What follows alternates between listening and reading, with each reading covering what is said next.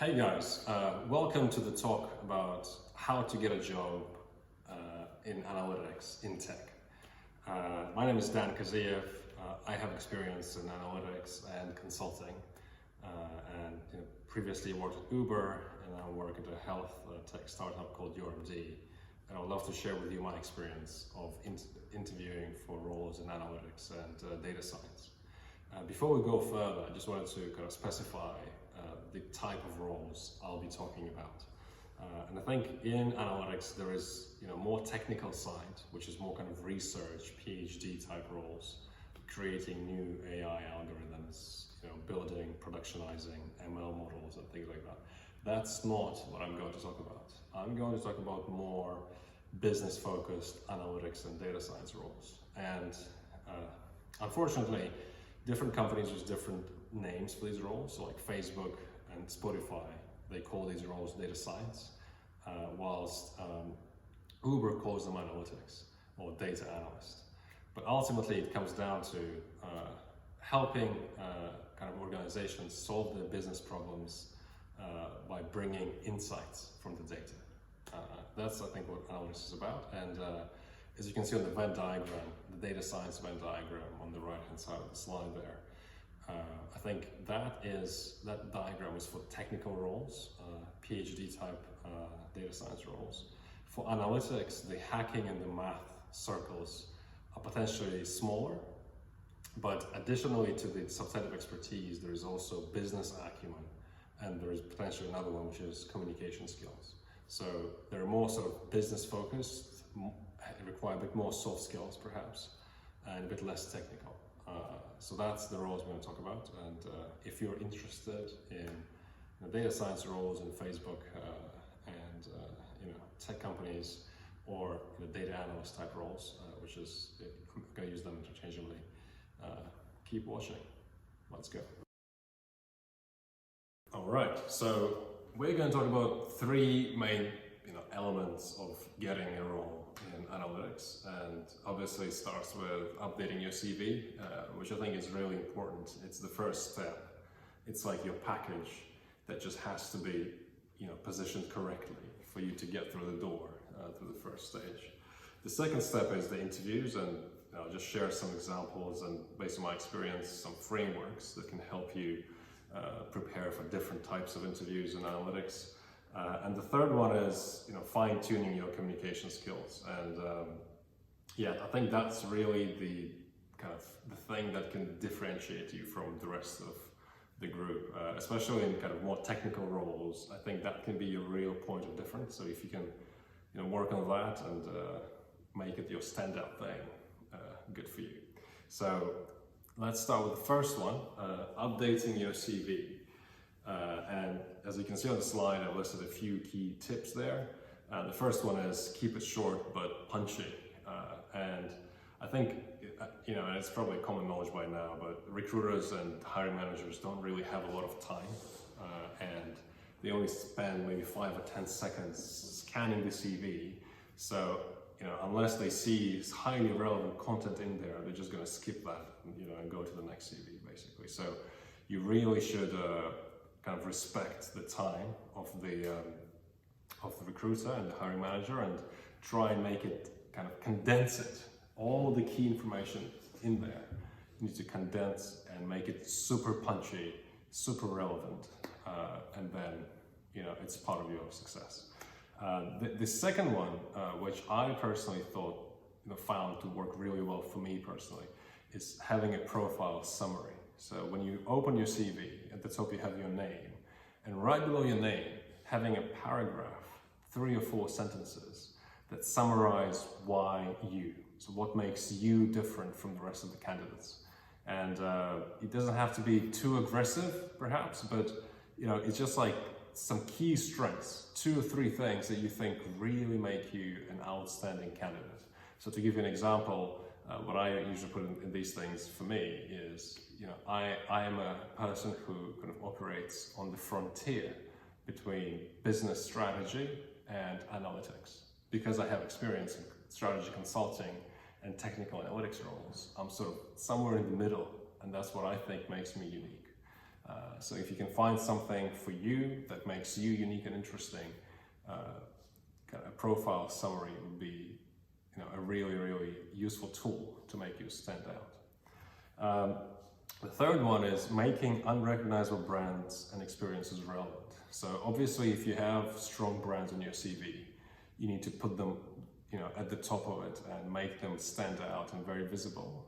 But if you have some brands or experiences that are not that relevant, to the country, to people in the country you're applying. So, for example, say you're from Moscow and you studied MGU or FISTE, and then you're applying for a role in London. Chances are the recruiter has no idea what these universities are, and same for the hiring manager. So the way to make that relevant is to say top technical universities in Russia, for instance, or it's alma mater of Nick Stronsky, the founder of Revolut, and they know Revolut.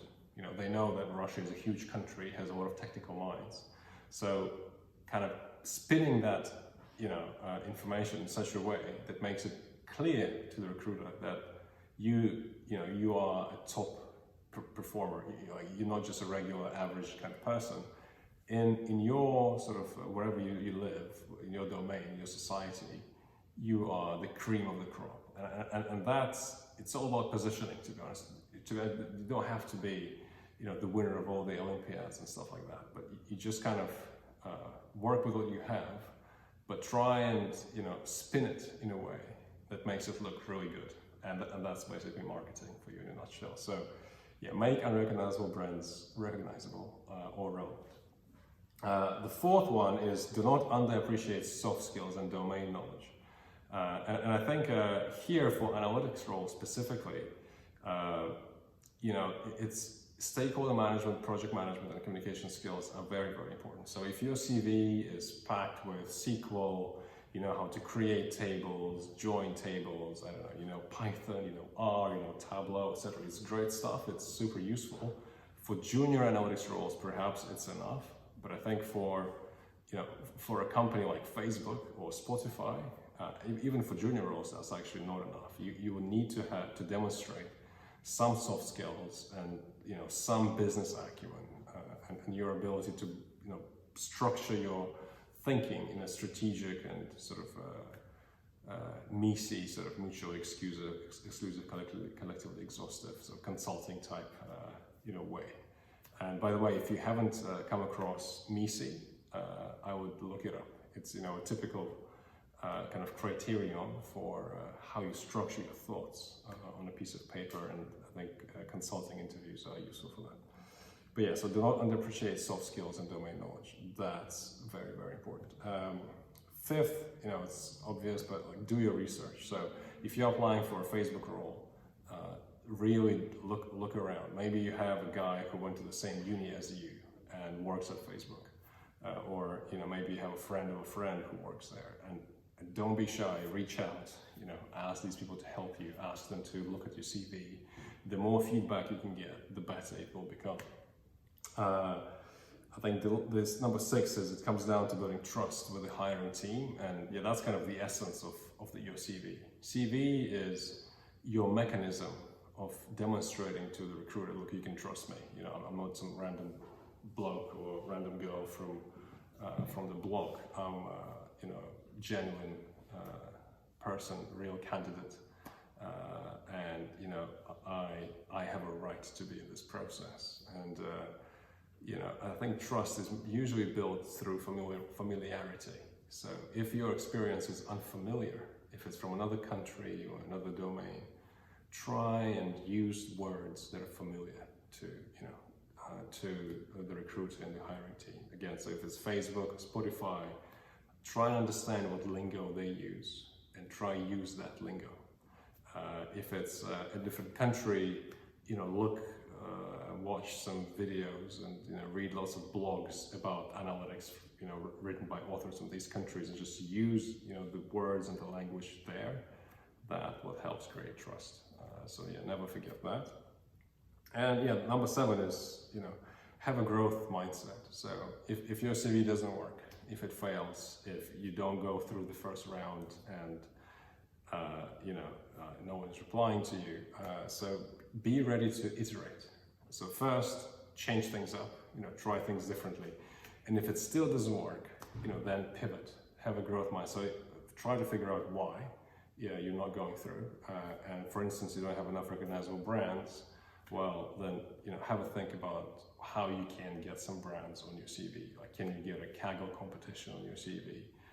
Can you get a Yandex or something that's kind of more maybe focused on CIS countries kind of business, but still recognizable outside of CIS countries.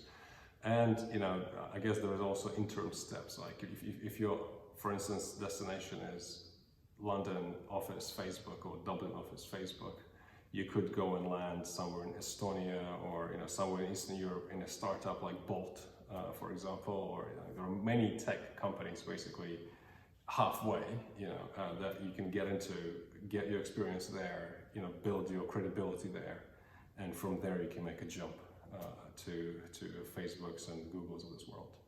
Hope this helps. Let's move to the next step. All right, so now we're going to talk about preparing for interviews. So say you made it through the first stage, congratulations.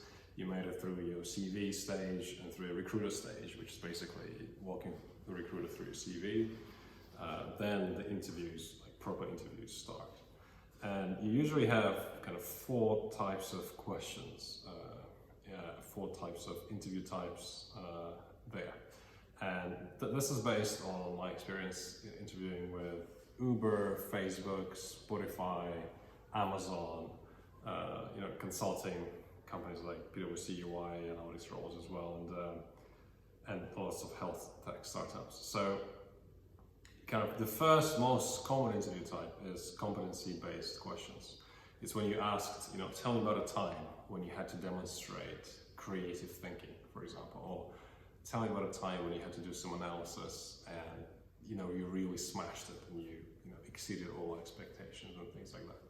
And it's hard to know what exact questions you'll be asked. It's almost impossible to predict, but usually you can use the same examples for different questions. You can tweak them slightly and use them for different questions. So what I would say here is kind of, first of all, have 3 or 4 examples that you're really proud of, that you think define you as a professional, and kind of really try and kind of write them down and memorize them a bit so that you can tell that story in a compelling way.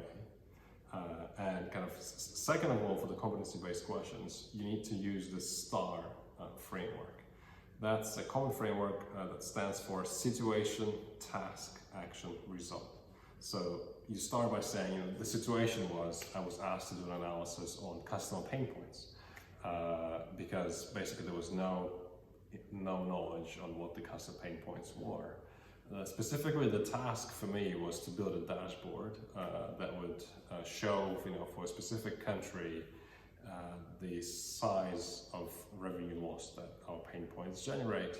So the actions I personally took were, I sat down with my team, I led a workshop, led a meeting, I scoped my project together with the team, but I was leading that.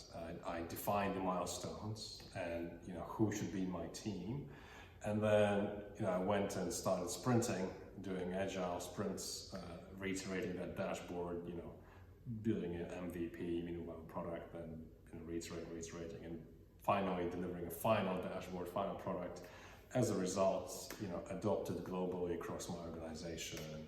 Everyone loves me, and it has a potential to save X million of dollars. That's kind of an example of the STAR framework applied for competency-based questions. So Google that and use that for competency-based questions. Second one is case study scenario-based interviews. These ones are a bit more tricky, but you can still prepare for them very well. So the first framework to know there is MECE, and it's the one I referred to earlier. I think it comes from McKinsey. So if you Google McKinsey MECE, you'll find an explanation of what exactly it means.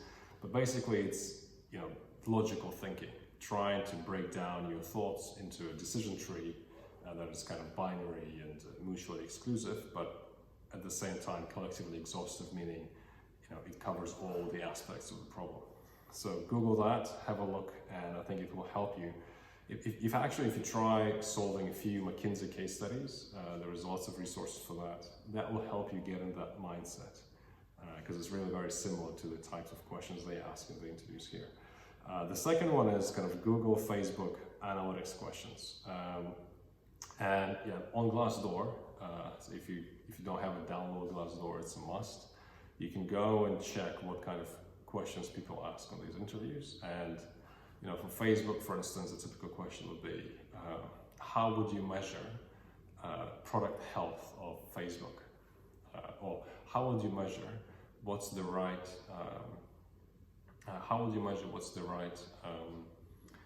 ratio of ads to kind of non-ad content on Facebook newsfeed? Or another question I was asked personally was, imagine you're a data scientist at Facebook and your manager comes to you and tells you, hey, there is some fake news problem. I don't know where it's coming from, but we know that fake news is growing. It's a big problem right now. How would you go about solving it? And kind of you have to go from that very open problem and break it down, explain your thinking, how you would try and isolate which country is coming from, understand what kind of topics these fake news are about, and then how would you go and build your classification model, where would you get the data set? So really trying to work through all the steps. I think that one was a very difficult question, and that one was pretty challenging, but usually they're a bit easier, but I think they can throw anything your way, and you really need to have that ability to take a moment, structure your thoughts in a logical kind of way, and then work with the interviewer going through that. So yeah, check out Glassdoor, and there's lots of questions, lots of answers. I think there's also lots of blogs as well on that. And I think the last point here is practice with friends. That's practice makes perfect. Like if you don't practice this kind of interviews, to be honest, you'll never, you can't just read the blog and do them. You have to actually make your body, your mind memorize how to do that, and the only way to memorize it actually is to practice. So please practice with friends. The third piece is technical interviews and take-home assignments. These ones, if you have the technical skills, are relatively easy. If you're sort of borderline, which is also okay, I was borderline when I was applying for some of the roles, if I'm honest, so you can still prepare. So the first one is HackerRank. I think that's a great tool where you can practice your SQL. I think you can practice your Python there as well, potentially, but it's like as a collection of challenges that you have to solve with SQL or other languages. So HackerRank, check that out. Solve some beginner, intermediate, and if you can, advanced there as well. And SQL is an absolute must. Like that you have to have if you want to land in analytics or data science role. Second one is kind of for Python, R, exploratory data analysis, and ML if needed, if you are kind of more technical and applying for more data sciencey kind of roles. Kaggle, I think, is a good tool. So, they have some good kind of beginner competitions like Titanic competition. There's like a house price regression prediction model competition. So it's not actually a competition, it's like a training challenge. So I would check out those two, see the solutions for these, and if you're more advanced, you can always find more advanced examples, and just kind of looking at how other data scientists approach solving these problems. That will really help you get in that mindset, and try and kind of solve these challenges yourself. Will give you the ability to practice your Python, your R, your exploratory analysis, and modeling. And number 4 is business acumen and stakeholder management. Again, that's something that's really critical for more sort of analytics roles or data science manager roles. So when you're becoming a team lead, these skills are critical. So for business acumen, I would say it's more kind of project management, to be honest, but yeah, read up on agile project management, and also how to scope a project, how to build a roadmap, milestones, deadlines. You have to kind of be familiar with these terms. You have to know how, if you were given a product, like go and build me a new model or a new dashboard, how would you plan that? How would you convince all your business stakeholders that you can be trusted with this ask, and how would you make sure you keep your promise and you give them correct updates that keep them happy throughout the process. That's one. I think two is stakeholder management, and that's more of a soft thing, to be honest, but I think there are some specific frameworks and concepts you need to be aware in there. So the first one is stakeholder map. Google what it is, try and understand and kind of practice stakeholder mapping, maybe situations that you were in, whether at work or universities. But I think that's a useful concept to know, but also governance. So, how would you go about setting up a governance that would make sure that when you, for your model, for instance, you always check the quality, it's always precise, it's always updated on time. Like, what kind of mechanisms and meetings would you put in place to achieve that? So I suggest you just read up on both stakeholder mapping and governance, and that will hopefully put you in a position where you can be, sort of fluent enough to pass these. And as I said, for junior roles, it will be less of a focus on these. They will still expect some knowledge. And I think for more advanced kind of management roles especially, that will be a big thing. All right, so I don't have that much time left, so I have to speed through this one. But this one actually is, I think, the most important one. This is what helps you stand out. And it's fine-tuning your communication skills. So once you are in the process, that's how you convince people that they should hire you, not someone else. I think through how you communicate. And the first element there is body language. I think it's really important to come across as positive and really come across as someone who is seeing it as an equal process. It's not like you're trying to please the interviewer, but it's a conversation. You're equals. You're also thinking, hey, shall I go for this one? I actually have some other opportunities as well outside of this. So it's a bit like dating, right? So I think communication skills, body language, that's key. So be positive and smile. See it as a conversation, not a test. And sit up straight. When you're talking, try and show that you're open, you're honest, you're confident, most importantly.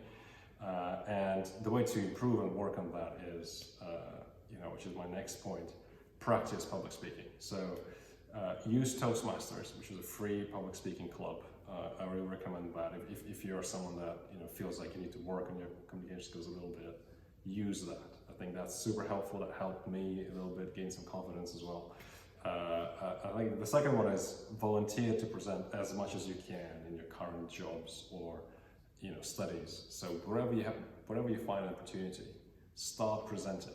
And if you can't find these opportunities, start doing video blogs on Instagram or wherever. Start speaking out loud and checking yourself out on camera. That will help you a lot. I think the third one is, and it's to do more with language. I think assuming English is not the first language for most people in CIS, including myself. I think listening to audiobooks really helps. And listening to audiobooks in the language that you're going to use in the role you're applying for. So say you're applying for Facebook in London, go download Audible, download some books by British authors, Charles Dickens, there are some Japanese, Shigeru Kazuo, I think is, if that's correct, like Remains of the Day. Lots of cool books, fiction, non-fiction, doesn't matter. As long as it's proper British accent, use that. Listen to that when you're running, when you're out and about, when you're washing your dishes. That will just install in your subconsciousness new words, new pronunciation, new tones. And I think it really helps. So yeah, check that out.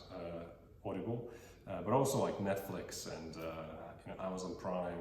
Go there when you're watching a series. Go and watch the original in English. I think that really helps. Third one is bring some real passion, and that's the emotional side, which is hard to hack or copy or mimic. But I think to really bring that, you have to bring that out of you. And to do that, I think you can really think about a few work experiences that you had that you think really define you. And when you ask these competence-based questions, or asked about yourself, try and bring these stories that you're proud of, or stories that trigger some emotions in you.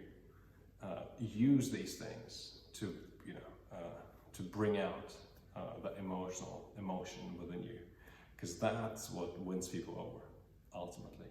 I know we're all trying to be rational, but I think emotion actually is very important, and I think that's where charisma stems from. So find that passion, bring it out. Point B there is let your curiosity off the leash and immerse in an area you love. Really try and find a domain that you love. If you're in analytics or data science, if you love health, if you love education, if you love finance, focus on that and read up on that. Try and build some knowledge on that, and apply for companies that do that. So, in my case, I work for a health tech now. I am passionate about it. I'm passionate about improving people's health, and that just comes across when you talk about the role, when you interviewing. I think that it's subtle, but it's very important. That makes conversation from transactional to kind of interesting. Let your curiosity off the leash. Find your passion, what you're interested in, and dig into that. Immerse yourself in that subject and try and build some knowledge there. And fourth, which is pretty obvious, test yourself. Really, when you're working on your communication skills, try and do mock-up interviews with friends. Try and do, again, public speeches at Toastmasters or events at your school, and film yourself on video always, and then watch yourself objectively and give yourself feedback and improve. I think that if you keep doing that, no one and nothing is going to stop you. So, all the best, guys. I hope this was helpful. I hope I didn't offend anyone, or anything in the way I use my words. But I wish you all the best, and it was a pleasure. Good luck.